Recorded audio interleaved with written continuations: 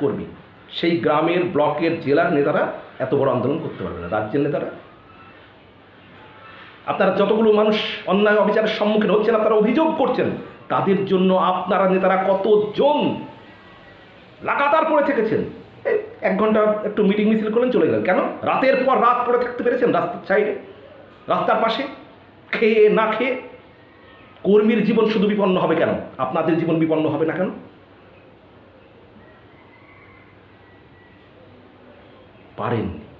পারেননি, তাই রাজ্যের যে ভুল ত্রুটিগুলো হচ্ছে সংশোধন হচ্ছে না। আপনারা যদি বিরোধীরা সঠিক ভূমিকা পালন করতে পারতেন, রাজ্য সরকার বাধ্য হতো তার ভুল শুধরাতে। আমার যারা ভিউয়ার্স, আমার যারা দর্শক মুকুল স্যার ইউটিউব চ্যানেলের, অবশ্যই আপনারা আপনাদের গুরুত্বপূর্ণ মতামত জানাবেন এবং প্লিজ আমার চ্যানেলটি সাবস্ক্রাইব করে পাশে থাকবেন। ধন্যবাদ।